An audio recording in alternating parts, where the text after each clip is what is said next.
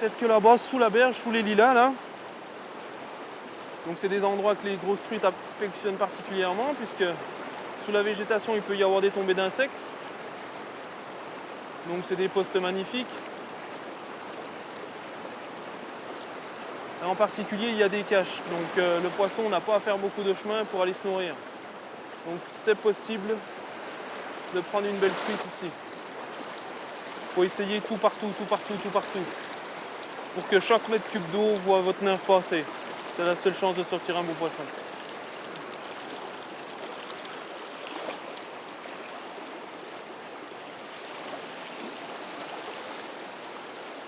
La rivière d'Ain est une rivière particulièrement poissonneuse, surtout le long de son cours, on va dire, sur Champagnole, sur Crotenay, sur toute sa partie haute.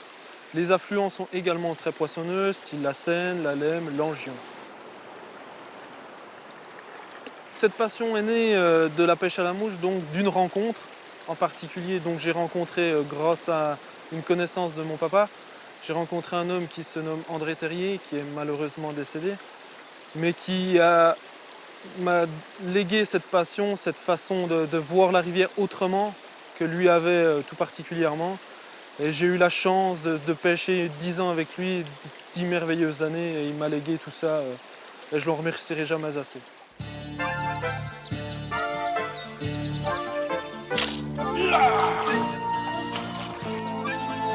Il faut pour ça une canne assez rigide, assez puissante. C'est la bonne distance.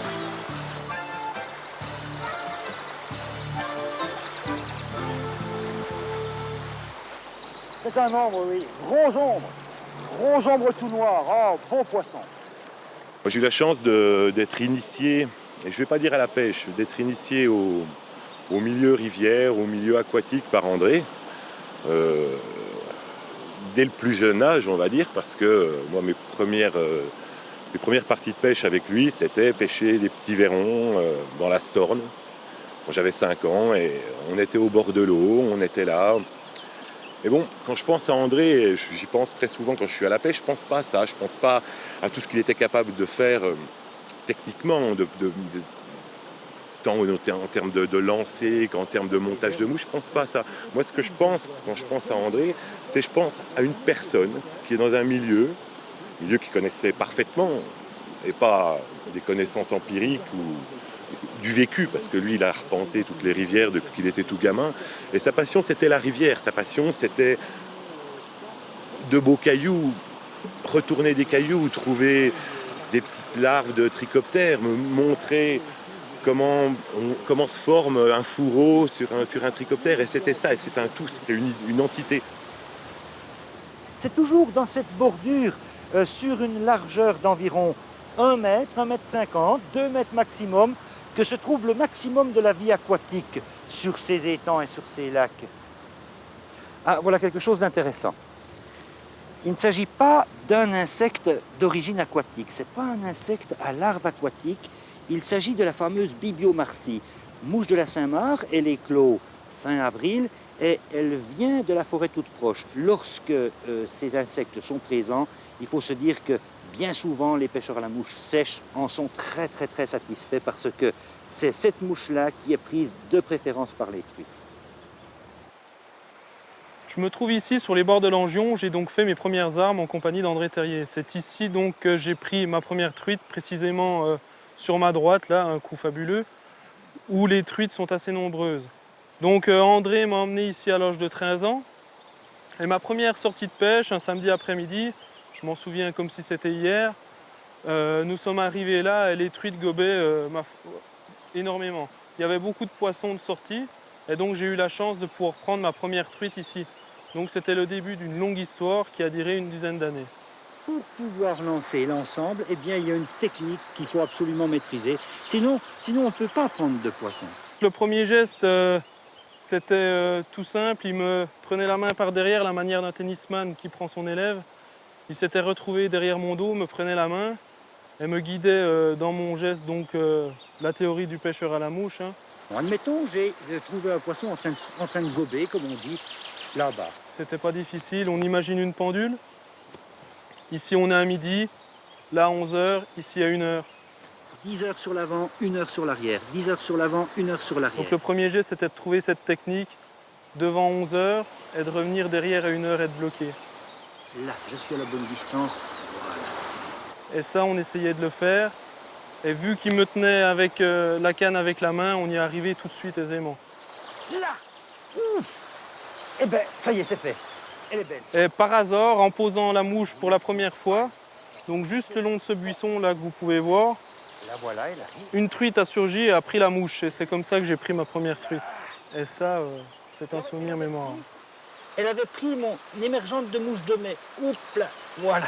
La rencontre avec André a fait un gros boom, c'est évident. Si j'avais pas rencontré cet homme, jamais j'aurais peut-être pu laisser tomber la pêche au moment de l'adolescence ou à 17-18 ans au moment des sorties. Mais la rencontre d'André a fait que j'ai continué et plus les années passent, plus la passion grandit. On l'aura compris, André Terrier fut un fameux pêcheur à la mouche. Il fut aussi un grand amoureux des rivières jurassiennes et de la rivière d'Ain en particulier. Celle-ci surgit par un siphon situé à 30 mètres de profondeur, au bout d'une vallée encaissée.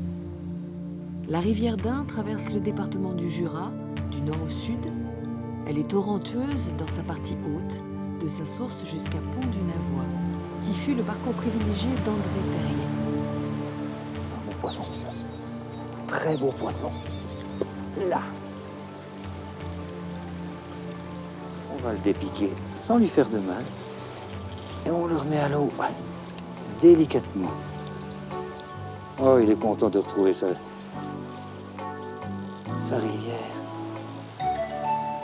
La rivière est creusée le calcaire au point de former des gorges profondes et étroites. Nous sommes au lieu-dit les Pertes de l'Ain. Le torrent escalade le relief tourmenté, plonge sous d'énormes rochers pour reprendre l'air plus loin, formant des marmites bouillonnantes. Un endroit très apprécié des touristes pour ses eaux fraîches et ombragées, qui constituent l'habitat typique des belles zébrées.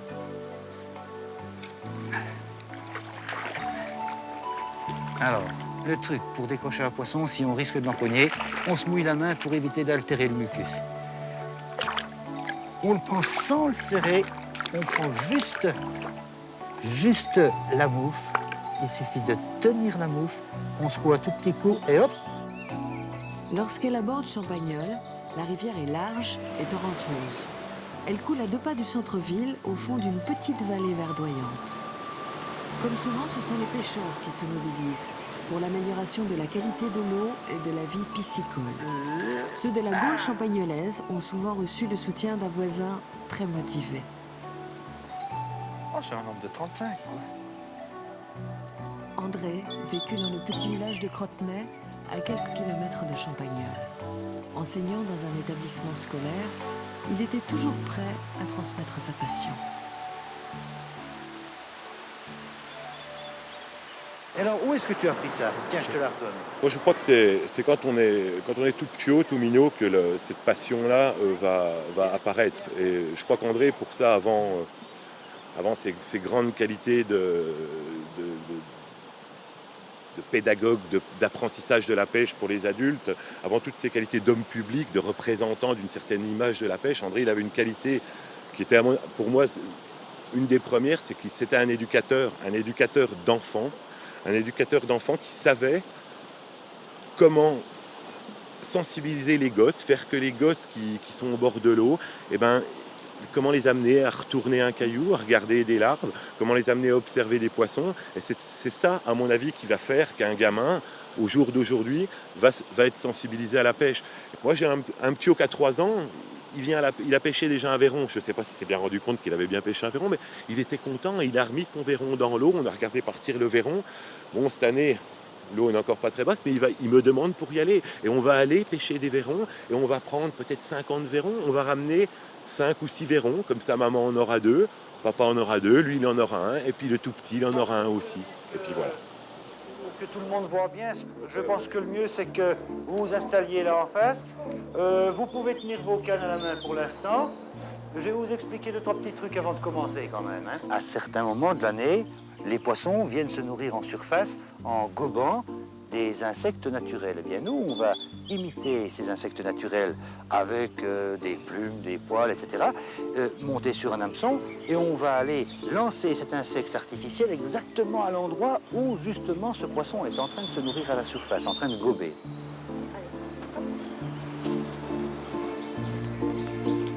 L'école de pêche.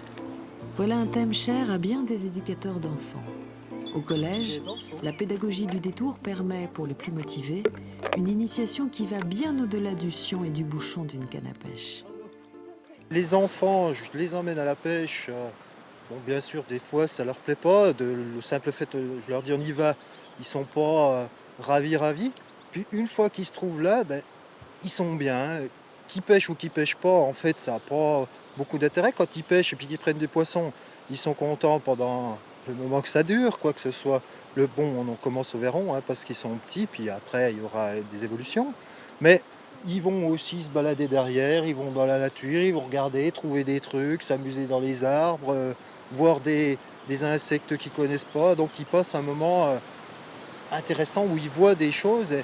Et le fait d'être là, pas seulement de pêcher, mais d'être dans ce milieu-là, c'est quelque chose qu'ils ne trouvent pas ailleurs.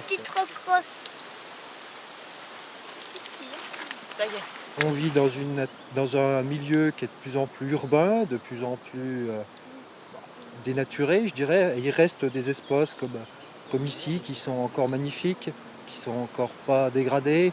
Et j'aimerais que ces espaces-là restent le plus longtemps possible. Puis les futurs défenseurs de ces lieux, ce sera eux. Alors il faut bien que quelqu'un leur montre la beauté de ces lieux et, pour qu'ils les défendent, pour qu'ils les aiment, pour qu'ils le partagent à leur tour après avec d'autres.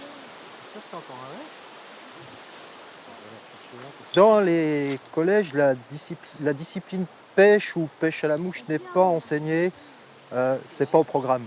Mais j'ai essayé avec les élèves de leur montrer ce qu'est une rivière, comment elle fonctionnait, comment on pouvait avoir de l'eau de meilleure qualité grâce aux stations d'épuration. Après, on a monté des mouches et puis en dernière séquence, on est allé à la pêche. Ce que je voulais surtout leur montrer à travers ça, c'était qu'ils prennent conscience que chez nous, dans le Jura, on avait des milieux qui étaient encore relativement protégés, relativement naturels, entre guillemets, et qu'il fallait y faire attention, une attention de tous les jours.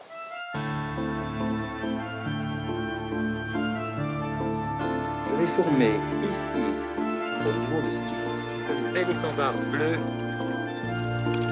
parmi des poissons de chez toi. On va aller chercher ces trucs qui sont là-bas.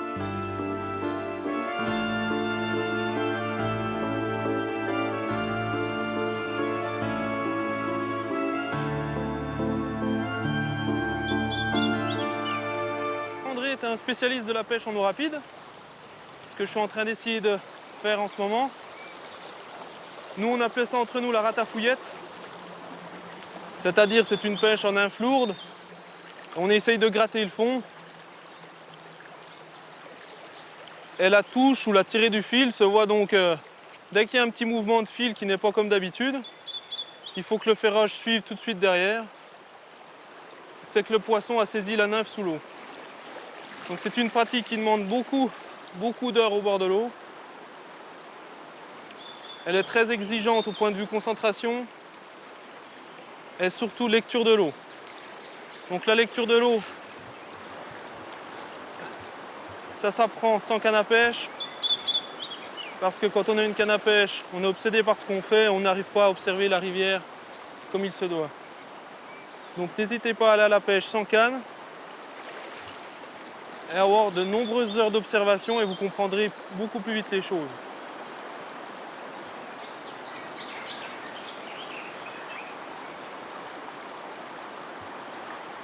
André n'arrêtait pas de me dire que la rivière était comme un livre, qu'il fallait bien lire entre les lignes pour la comprendre. Donc c'est toujours vrai.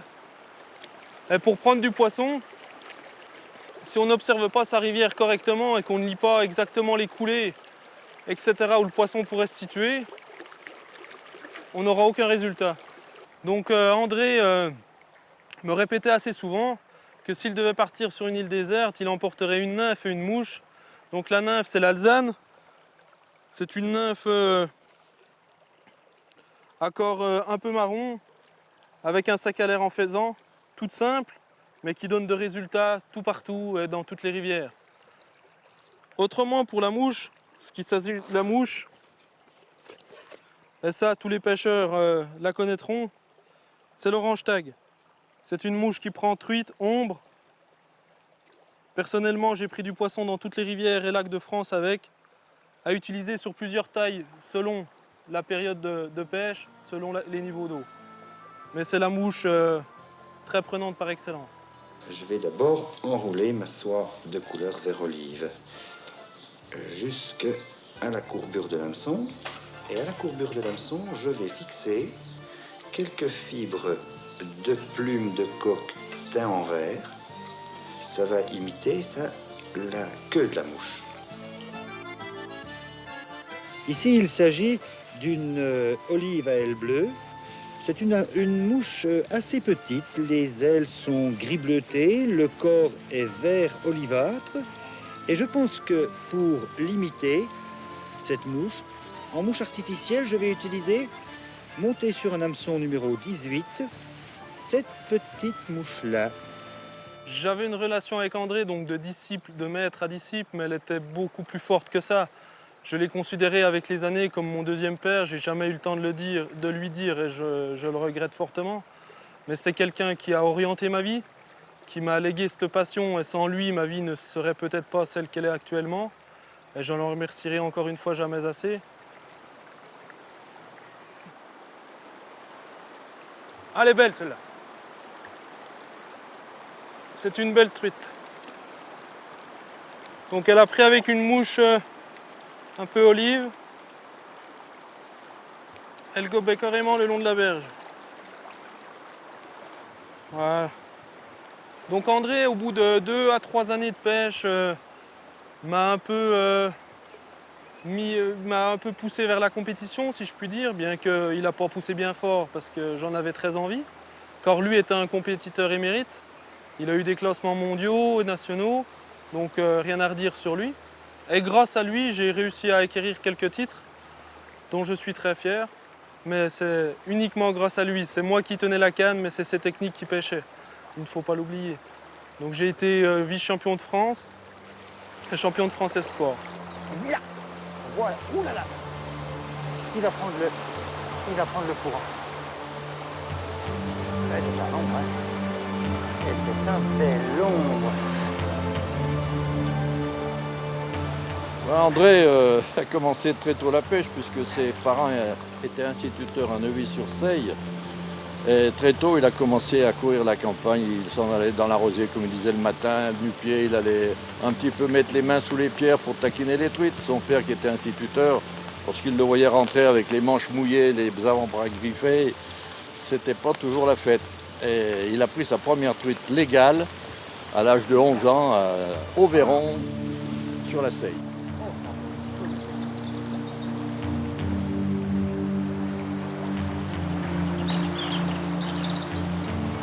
Et pour la fête des pères en 71, sa femme et sa fille Élodie, qui avaient quelques mois, lui ont offert sa première canne à mouche. Et depuis là, il s'est mis à la mouche. C'était vraiment sa passion favorite.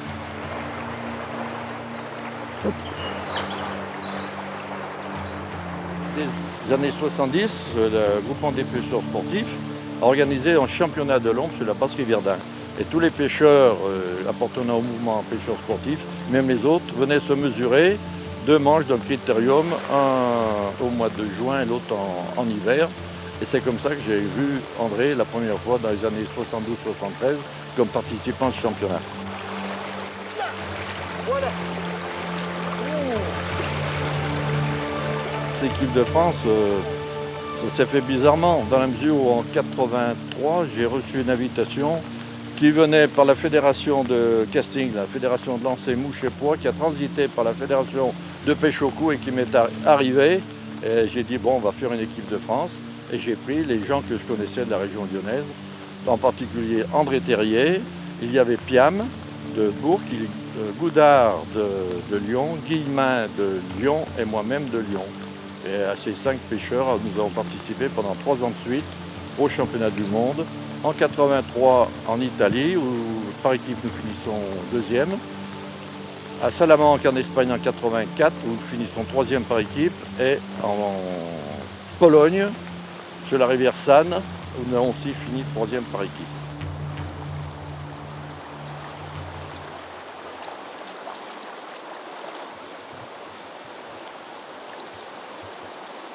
Il m'a toujours dit, Charlie, bon, tu pêches, c'est bien, mais te précipite pas, essaye de savoir ce que tu vas faire, essaye de comprendre ce que tu vas faire, essaye de savoir pourquoi telle truite, elle a ce comportement-là, ça veut dire quoi, elle mange à quelle profondeur d'eau, et en fonction de ça, tu t'adaptes.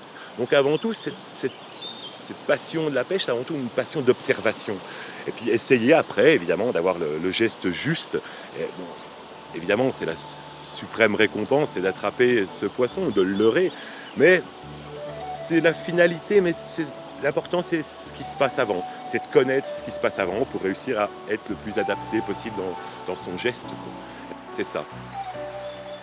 La Franche-Comté est une des régions les plus vertes de France. La nature grandiose et pittoresque y tient lieu de monuments, écrivait Montalembert. Et le nombre de ces monuments est tel qu'il serait impossible de les recenser. La rivière d'Ain en fait partie, et toute la flore et la faune aquatique qu'elle contient constituent une richesse qu'André Terrier a voulu partager avec le monde des pêcheurs et avec tous les amoureux d'une nature sauvage et vivante. Il fut présentateur et producteur de plusieurs émissions de télévision de 1990 à 1996, dont Passion Pêche, qu'il a animé de sa canne à mouche et de ses conseils avisés.